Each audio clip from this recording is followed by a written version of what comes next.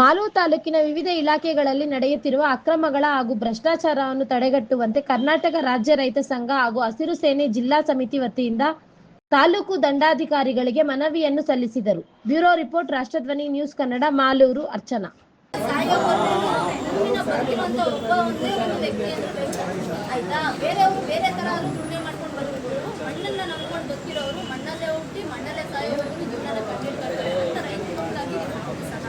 ಹಾಗಾಗಿ ಎಲ್ಲ ರೈತರು ಕೇಳ್ಕೊಳ್ಳೋದಂದ್ರೆ ಹೇಳೋದು ಏನು ಬರುವಂಥ ಕೆಲಸ ಅದನ್ನು ನಾವು ತಾಲೂಕು ಕಚೇರಿಯಲ್ಲಿ ಅಷ್ಟೇ ಇಲ್ಲ ನಾನು ಹೇಳ್ತಾ ಇದ್ದೀನಿ.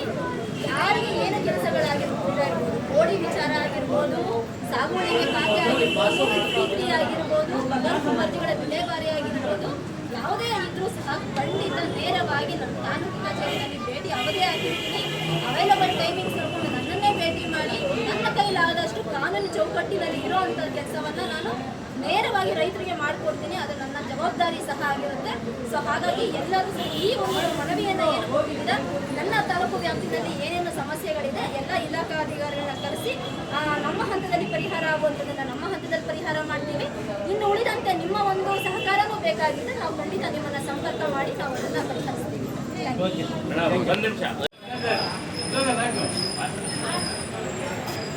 ಕರ್ನಾಟಕ ರಾಜ್ಯ ರೈತ ಸಂಘಕ್ಕೆ, ಹಸಿರು ಸೇನೆಗೆ, ಕರ್ನಾಟಕ ರಾಜ್ಯ ರೈತ ಸಂಘಕ್ಕೆ, ಹಸಿರು ಸೇನೆಗೆ ಬೇಕೇ ಬೇಕು, ಬೇಕೇ ಬೇಕು, ಯಾತಕ್ಕಾಗಿ ಹೋರಾಟ, ಯಾತಕ್ಕಾಗಿ ಹೋರಾಟ, ಯಾತಕ್ಕಾಗಿ ಹೋರಾಟ, ಸರ್ಕಾರಂತೆ ಸರ್ಕಾರ, ಸರ್ಕಾರಂತೆ ಸರ್ಕಾರ, ಸರ್ಕಾರವಂತೆ ಸರ್ಕಾರ, ಭ್ರಷ್ಟ ಸರ್ಕಾರಕ್ಕೆ, ಕಾಂಗ್ರೆಸ್ ಭ್ರಷ್ಟ ಸರ್ಕಾರಕ್ಕೆ, ಕಾಂಗ್ರೆಸ್ ಭ್ರಷ್ಟ ಸರ್ಕಾರಕ್ಕೆ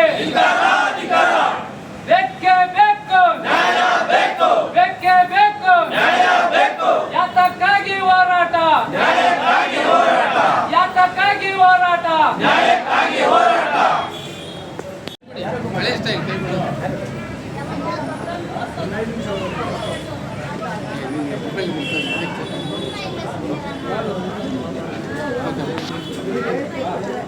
ಮೇಡಮ್ ಹೇಳ್ತಾರೆ ಏನು ಮಾತಾಡೋದು ಹಿಂದಕ್ಕೆ ಹೋಗ್ತಾರಾ? ನಮ್ಮ ವಿಡಿಯೋ ನೋಡ್ಕೊಳ್ತೀನಿ ಅದೆಲ್ಲ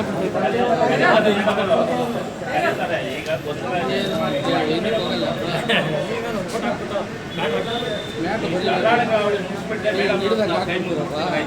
ಯಾಕಂದ್ರೆ ಮೇಡಮ್ ನಾನು ದಯಮಾಡಿ ಸರ್ಕಾರಿ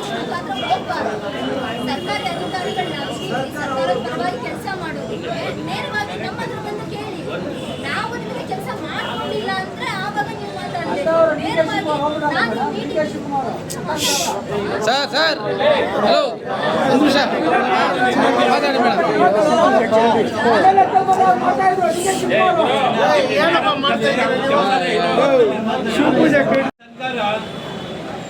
ಯಡಿಯೂರಪ್ಪನ ಸರ್ಕಾರ 40% ಕಮಿಷನ್ ಅಂತೇಳಿ ಆಪಾದನೆ ಮಾಡಿ ಈ ಒಂದು ಕಾಂಗ್ರೆಸ್ ಸರ್ಕಾರ, ಸಿದ್ದರಾಮಯ್ಯ ನೇತೃತ್ವದ ಕಾಂಗ್ರೆಸ್ ಸರ್ಕಾರ ಬಂತು.